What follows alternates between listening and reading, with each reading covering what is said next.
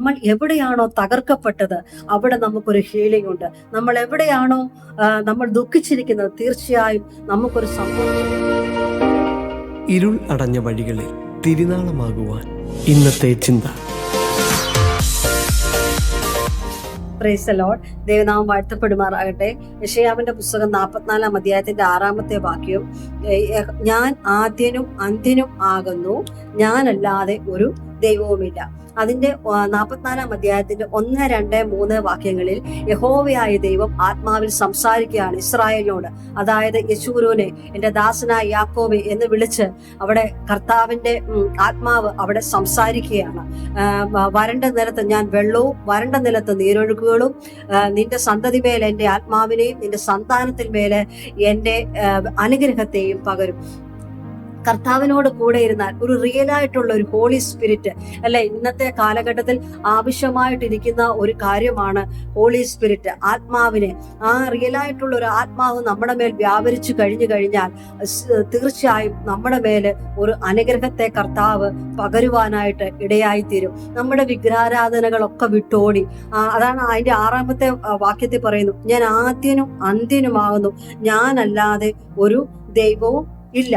കർത്താവായ യേശുക്രിസ്തു നമുക്ക് വേണ്ടി നമ്മുടെ സകല പാപങ്ങളെയും ശാപങ്ങളെയും പോക്കി ശുദ്ധീകരിച്ച് നമുക്ക് വേണ്ടി ആ ക്രൂശിൽ ആയത് നമുക്ക് അനുഗ്രഹത്തെ പകരുവാൻ, ആ കർത്താവിന്റെ ആത്മാവിനെ നമ്മളിലേക്ക് പകരുവാൻ, നമുക്ക് ദാഹിച്ചിരിക്കുന്നിടത്ത് വെള്ളം, വരണ്ട നിലത്തൊരു നീരൊഴുക തരുവാൻ അവൻ ശക്തനാണ്. എന്താണ് ദാഹിച്ചിരിക്കുന്നിടത്തൊരു വെള്ളം? നമ്മുടെ ആവശ്യഭാരവുമായി നമുക്ക് അനവധി ആവശ്യങ്ങളുണ്ട്. നമ്മുടെ കുഞ്ഞുങ്ങളെ ഓർത്ത് നമ്മൾ പലപ്പോഴും ഭാരപ്പെടാറുണ്ട്. നമ്മൾ സ്പിരിച്വൽ വൈസ് കുഞ്ഞുങ്ങളെ നമ്മൾ പല കാര്യങ്ങളും സംസാരിക്കുന്നെങ്കിലും ചില കുഞ്ഞുങ്ങൾ അത് കേൾക്കുവാനായിട്ട് ഇടയായി തീരത്തില്ല. പക്ഷേ എങ്കിലും നമ്മുടെ മേലൊരു ആത്മാവിനെ റിയൽ ആയിട്ടുള്ള ഒരു ആത്മാവ് വസിച്ചാൽ തീർച്ചയായും നമ്മൾ പ്രാർത്ഥിക്കും. ആ പ്രാർത്ഥന കർത്താവ് അവിടെ കേൾക്കുവാനായിട്ട് ഇടയായി തീരും. വിഗ്രഹാരാധന നമ്മൾ കഴിക്കുകയാണെങ്കിൽ തീർച്ചയായും അവർ ശൂന്യമായി പോവാനായിട്ട് ഇടയായി തീരും. അതായത് അവർ ലജ്ജിക്കുവാനായിട്ട് ഇടയായി തീരും. അത് സാക്ഷികളോ ഒന്നും കാണുന്നില്ല, അറിയുന്നതുമില്ല, ലജ്ജിച്ചു പോകുന്നതേ ഉള്ളൂ. ദേവനെ നിർമ്മിക്കുന്നവർ അതുപോലെ അവർ ലജ്ജിക്കുവാനായിട്ടും അത് ശൂന്യമായി പോകുവാനായിട്ടും ഇടയായി തീരും. അതിന്റെ 3 പാട്ടെന്ന് പറഞ്ഞ ഇസ്രായേലിന്റെ വീണ്ടെടുപ്പ്, അതിങ്ങനെയാണ് എഴുതിയേക്കുന്നത്, യാക്കോബെ ഇത് ഓർത്തുകൊള്ളുക, തിരിച്ചു വരിക, റിട്ടേൺ. അപ്പൊ അങ്ങനെയാണ് എഴുതിയത്, യാക്കോബെ ഇത് ഓർത്തുകൊള്ളുക. ഇസ്രായേലെ ഒരു വാണിംഗ് കർത്താവ് അവിടെ കൊടുക്കുകയാണ്.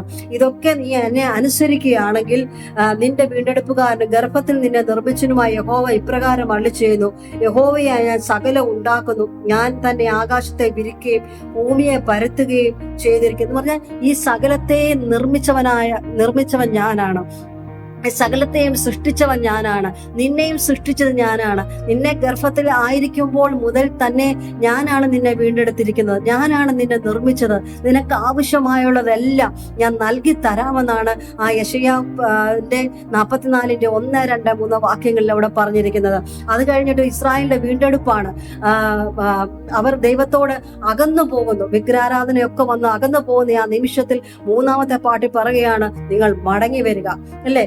യാക്കോബെ ഇത് ഓർത്തുകൊള്ളുക. ചില ഇംഗ്ലീഷ് ബൈബിളിൽ റിട്ടേൺ എന്നാണ് എഴുതിയിരിക്കുന്നത്, ഓർത്തുകൊള്ളുക. ചിലയിടത്ത് റിമെമ്പർ എന്നാണ് കൊടുത്തിരിക്കുന്നത്. യാക്കോബെ ഇത് ഓർത്തുകൊള്ളുക. അപ്പൊ അത് കർത്താവ് തക്ക സമയത്ത് നമ്മൾ ദൈവത്തോട് അടുത്തിരിക്കുകയാണെങ്കിൽ നമ്മുടെ പ്രാർത്ഥനയ്ക്ക് ഒരു ഉത്തരമായി നമ്മുടെ അടുത്ത് വരുവാനായിട്ട് ഇടയായി തരും. നമ്മുടെ പാസ്റ്റ് കാര്യങ്ങൾ, നമ്മുടെ പ്രസന്റ് കാര്യങ്ങൾ, നമ്മുടെ ഫ്യൂച്ചർ എല്ലാം നിർവചിക്കുവാൻ നമ്മളെ എല്ലാം അറിയുന്നത് നമ്മുടെ കർത്താവായ യേശുക്രിസ്തു മാത്രമാണ്.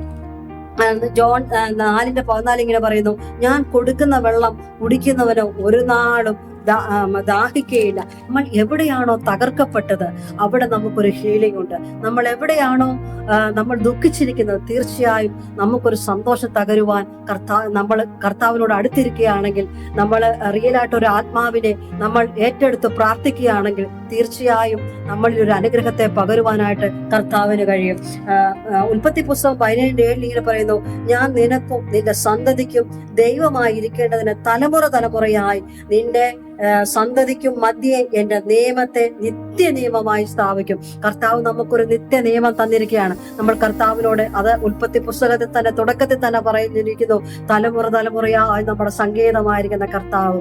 അങ്ങനെയാണ് നമ്മൾ പ്രാർത്ഥിക്കുന്ന വിഷയമാണെങ്കിൽ, നമ്മുടെ തലമുറയെ കുറിച്ചാണെങ്കിൽ, നമ്മുടെ കുഞ്ഞുങ്ങളുടെ ഭാവിയെ കുറിച്ചാണെങ്കിൽ, നമ്മുടെ പേഴ്സണൽ എന്തെങ്കിലും മാറ്ററാണെങ്കിൽ നമ്മൾ പ്രാർത്ഥിച്ചാൽ തീർച്ചയായും അതിനൊരു ഉത്തരം കർത്താവിൽ നമുക്ക് തീർച്ചയായും ലഭിക്കും. അതുകൊണ്ടാണ് ഇതിനകത്ത് പറഞ്ഞിരിക്കുന്നത്, ഞാൻ ആദ്യനും അന്ത്യനുമാകുന്നു. വെളിപ്പാട് പുസ്തകത്തിൽ പറഞ്ഞിട്ടുണ്ട് അല്ലേ, ഞാൻ ആദ്യനും അന്ത്യനുമാകുന്നു, ഞാനല്ലാതെ ഒരു ദൈവവുമില്ല. ഈ കർത്താവിൽ നമുക്ക് വിശ്വസിച്ചുകൊണ്ട് ദിവസങ്ങളിൽ പ്രാർത്ഥിക്കാം. നമുക്ക് കർത്താവ് ഉത്തരമരുളുമാറാകട്ടെ.